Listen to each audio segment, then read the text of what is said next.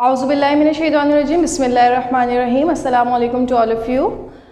Today, student, we are going to discuss about all the previous lessons. Actually, we are going to recapitulate all the lessons which we have been discussed since July. In month of July, in the first week of July, we have started our chapter number 1, which was Introduction of Biology. Introduction of Biology. In our very first lecture, we have discussed its definition, the different branches of biology and the scope of biology. That what are the scope of biology, or you can say the learning objectives of biology. Why we choose biology, why we study biology. We have studied all the thing in the first lecture, in first week. In next week, in second week, we have discussed about the Quranic verses about origin of life. About origin of life with the reference. As I told you कि इससे related जो questions हैं वो बहुत ज़्यादा important है आपके board के एग्जामिनेशन के हवाले से, और उसका रेफरेंस लिखना आपको बहुत ज़रूरी होता है. उसकी ट्रांसलेशन लिखेंगे और ट्रांसलेशन के साथ उसका रेफरेंस देते हैं कि कौन से सूरह से कौन सी आयत ली गई है about the origin of life. Next we have discussed in it the contribution of Muslim scientist. Contribution of Muslim biologist. It is also another important topic, the contribution of Muslim biologist. और इसमें आपने ये बात जहन में रखनी है कि मुस्लिम बियोलॉजिस्ट की कंट्रीब्यूशन अगर पूछी जाए तो इसमें आपने उनकी बुक्स के नेम लाजमी याद रखने. बेटा अगर कंट्रीब्यूशन पूछा जा रहा है और आप उसमें उनकी डेट ऑफ बर्थ बता रहे हैं, ईयर ऑफ बर्थ, और उन्होंने वो कहाँ पैदा हुए, कहाँ से तालीम हासिल की, तो इसके कोई मार्क्स नहीं होते. ये इनकी कंट्रीब्यूशंस नहीं है. कंट्रीब्यूशंस हम कहते हैं बाकायदा जो उसका सरमाया है, और जो साइंटिस्ट पहले काम कर चुके हैं उनका जो तजुर्बा, उनके जो पूरे एक्सपेरिमेंट हैं वो हम तक आज किस तरह किस सूरत में मौजूद है उनके बुक्स के ज़रिए. तो आपने कंट्रीब्यूशंस में उसकी बुक्स के नाम याद रखने और जिस फील्ड में उन्होंने स्पेशलाइजेशन की है, जो काम किया है, उसका नाम आप लिखते हैं.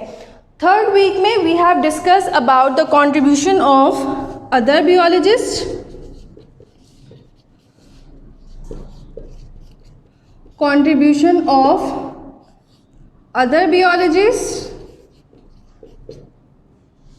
and biological method. Biological method. What was the biological method?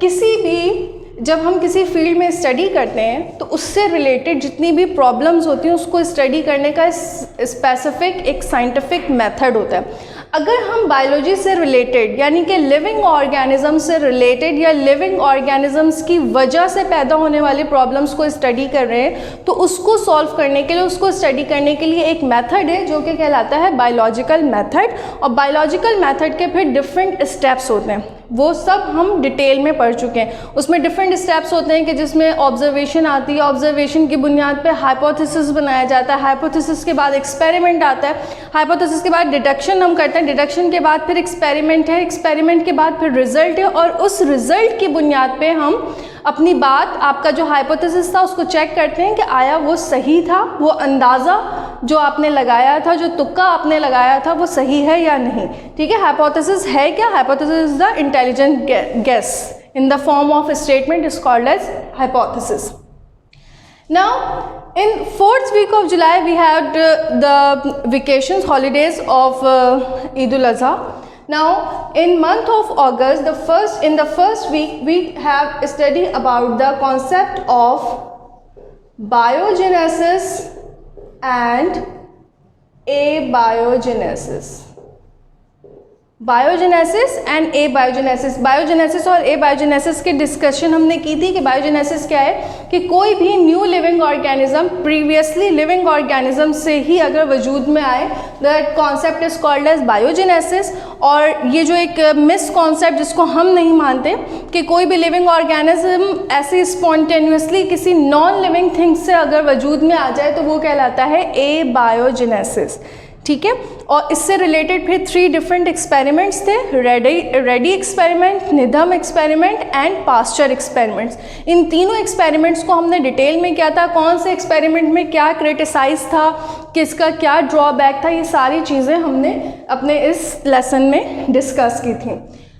In second week of August we have started our new chapter number 3।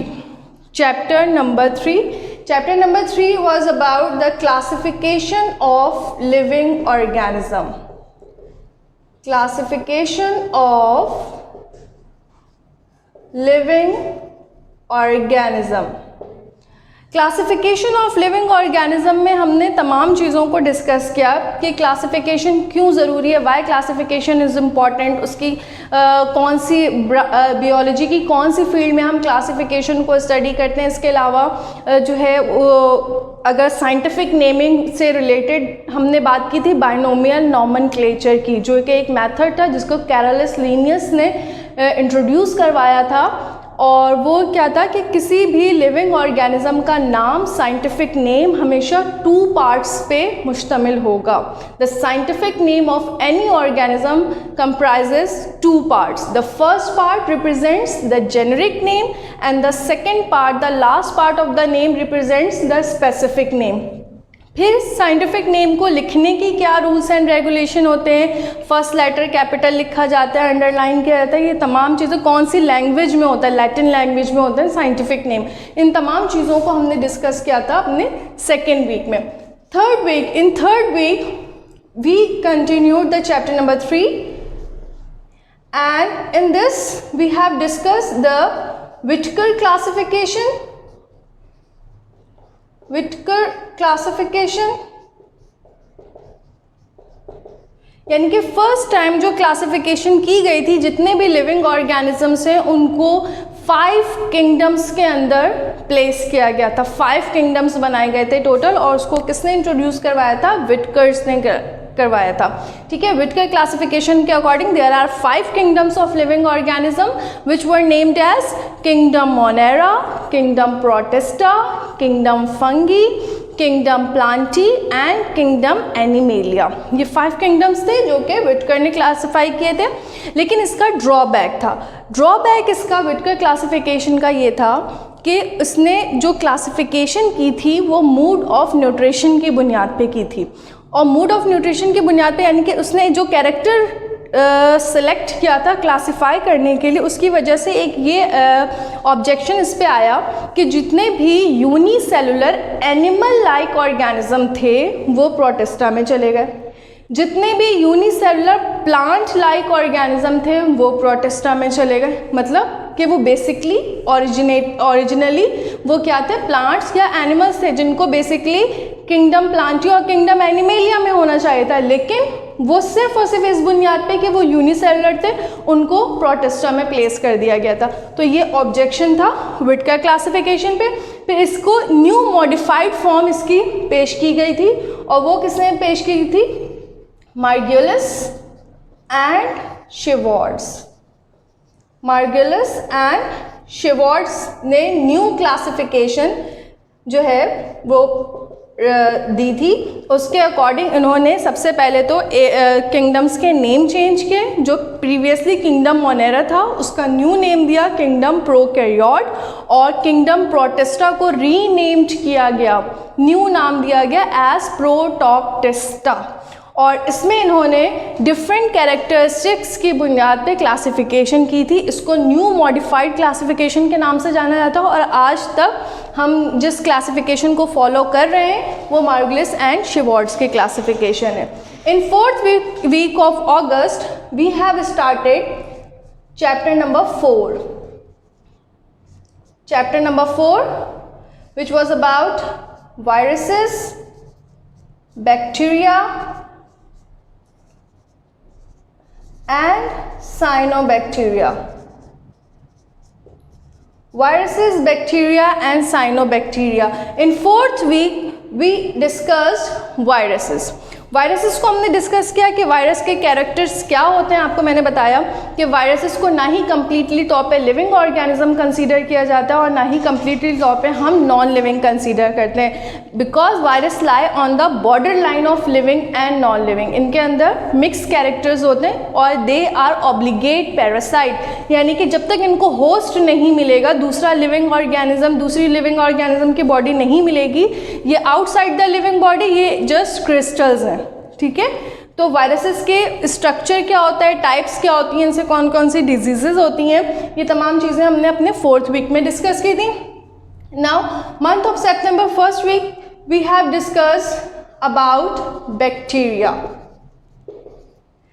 Bacteria के बारे में हमने डिस्कस किया कि बैक्टीरिया का स्ट्रक्चर क्या होता है, उसके बैक्टीरियल की टाइप्स क्या होती हैं, types of bacteria according to the shape के उसकी कौन कौन सी डिफरेंट टाइप्स हैं. उसमें क्या था, कॉक्साई, जिसको हम कोकाई भी कहते हैं, बैसिलस, स्पाइरलम, विब्रियो और कॉमा.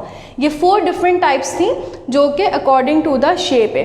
इसके अलावा हमने टाइप्स ऑफ बैक्टीरिया देखा according to the mode of nutrition, के बैक्टीरिया अपना फूड कैसे हासिल करते हैं. जाहिर सी बात है, लिविंग ऑर्गेनिज्म में तो ज़िंदा रहने के लिए फूड की ज़रूरत है, एनर्जी की ज़रूरत है, तो वो फूड किस तरह से हासिल करते हैं. उसमें हमने देखा कि बैक्टीरिया में भी ऑटोट्रॉफिक एंड हेटेरोट्रॉफिक, ऑटोट्रॉफिक भी हो सकते हैं और हेटेरोट्रॉफिक भी हो सकते हैं. उसके बाद फिर उसमें फर्दर जो है वो कैटेगरीज थी. Now we have summarised all the lessons here. So now student, there is a news for you.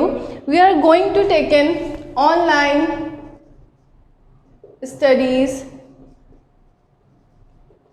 Test 2020. जितनी भी ऑनलाइन क्लासेस आपकी हुई हैं अभी तक, इसके बुनियाद पे आपका एक ऑनलाइन स्टडी का टेस्ट लिया जा रहा है, जिसके मार्क्स हैं 30 मार्क्स का. वो टेस्ट होगा, ऑनलाइन बेस्ड होगा. ठीक है, और इसमें you have to given 8 questions and you have to attempt 6 questions. Each question carry equal marks. 5 marks का एक सवाल होगा और इसके लिए आपको टाइम की जो ड्यूरेशन दी जाएगी वो 1.5 घंटे है, यानी कि 1.5 आवर्स आपको प्रोवाइड किए जाएंगे, जिसमें आपने ही अपना ये पेपर अटैम्प्ट करना है. अच्छा बेटा, टाइम का ख़ास ख्याल रखिएगा, क्योंकि बोर्ड के पेपर्स अब आप देंगे तो उसमें सबसे इम्पॉर्टेंट चीज़ ही ये है कि टाइम मैनेजमेंट. अगर आप एक सवाल अटैम्प्ट करने में आपने 20 से 25 मिनट लगा दिए तो बाकी क्वेश्चंस आपके रह जाएंगे. इसलिए आपने अपनी राइटिंग स्पीड को इन्हांस करना है और टाइम को मद्देनज़र रखते हुए पेपर को अटैम्प्ट करना है. दूसरी चीज़ ये कि जो क्वेश्चंस आपको इस पेपर में दिए जाएंगे वो सारे बोर्ड पैटर्न के अकॉर्डिंग होंगे. जिस तरह से बोर्ड में क्वेश्चंस आते हैं बिल्कुल इसी तरह से आपके क्वेश्चंस होंगे, तो आपने अपनी तैयारी बोर्ड के लिहाज से ही करनी है. I hope and this is enough for today. See you soon. अल्लाह हाफ़िज़.